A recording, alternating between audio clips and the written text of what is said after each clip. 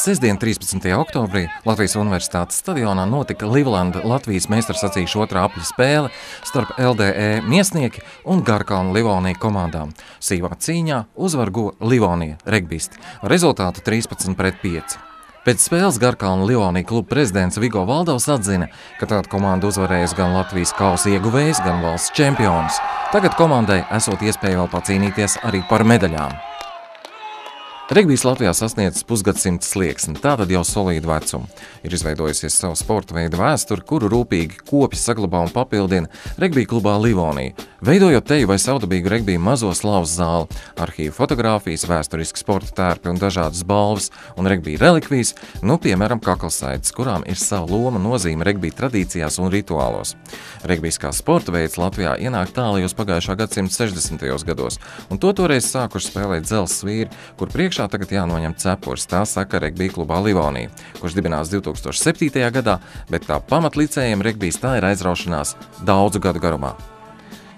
Pirmsākums šim jaukajam pasākumam īstenībā ir visnotaļ interesants, jo 10 gadus atpakaļ es darbojos kompānijā Laima, darbojos kā attīstības direktors, un bija nepieciešams kāds ārpus darba, ārpus biznesa pasākums, kas varētu vienot komandu. Un par cik pats aktīvs regbijs savu toreiz arī bija, tad likās, kāpēc spēlēt kaut kādu basketbolu, kaut kādus futbolus, kas ir tā tradicionāli. Es teicu kolēģiem, es saku, aizbraucam vakarā uzspēlēt regbiju. Cilvēki, kas vispārībā nebija saistīti ar regbiju, kam tas priekšstats bija pirmais, kad tur ir traki jau veči, kas lauž viens otru un stāda zemē. Bet viņi tā kā teica, ka viņi pamēģinās. Un tā mēs 20 cilvēku sastāvā pirmo reizi, 10 gadus atpakaļ būtībā izgājām uz lauku pamēģināt. Tā pamazām viss sācies, to rūpīgi attīstot un ejot nevieglus ceļus, ir regbija klubs Livonija un ir komanda Garkalna Livonija. Labs treneris ir lielā loza, teica Vigo Valdovs, kas izvilkta, un tas atrasts ārpus Latvijas, Velsā. Unbelievable, the guy's commitment. Treneris teica, ļoti patīk vērot, kā attīstās spēlētāji. Daudz ko dod tas, ka spēlējam arī ārzemju turnīros Zviedrijā, Somijā, Anglijā, Īrijā. Tāpat ārzemnieki brauc uz šejien spēlēt. Tas kopumā dod izaugsmi. Arī spēlētāji nav tikai no Latvijas. Mārtiņš Kvins atbrauc no Austrālijas, kur spēlējis regbiju jau no agras bērnības. Šajā komandā man baigi patīk tā kopības sajūta. Tur visi ir draugi, gan uz laukuma, gan ārpus tā. Man tomēr baigi patīk spēlēt šajā komandā. Citur negribētu spēlēt. Francijā, tāpat kā Velsā, regbija spēlē no agras bērnības. Ja citās valstīs lielāks uzsvars ir uz spēles tehniku, tad te spēle ir asāka, bez kompromisiem. Vajadzīgs ne tikai fizisks spēks, bet arī lielāks gribas spēks. Chilling time! 13-5 mēs vinējām. Rītīgi labi, kādas emocijas? Protams, ka labi. Un kā Tomēr vinējām čempionus. Šobrīd komanda piedzīvo ārkārtīgi strauju progresu. Ņemot vērā to, ka mēs šogad esam dabūjuši treneri, kurš pēc savām saknēm ir velsietis, kā arī esam ieguvuši komandas sastāvā 3 franču spēlētājus. Komanda diezgan spēcīgi progresē, par ko liecina arī rezultāti Latvijas čempionātā. Regbijs patiesībā ir tāds sporta veids, kur jebkurš var atrast savu vietu. Jebkuras komplekcijas, jebkuras kondīcijas spēlētājs, gan liela, gan maza, ātri un lēni. Katrai pozīcijai uz laukuma ir savas nepieciešamās īpašības. Ja? Tie, kas stubjās, tie ir lielāki, tie, kas skrien, tie ir mazāk. Parasti izspēlētāji, kas ir smadzeņu centrs komandai, tie parasti ir maza auguma. Ja? Tā kā būtībā jebkurš var atrast vietu. Šobrīd padomā ir nopietni attīstīt jauniešu sporta virzienu.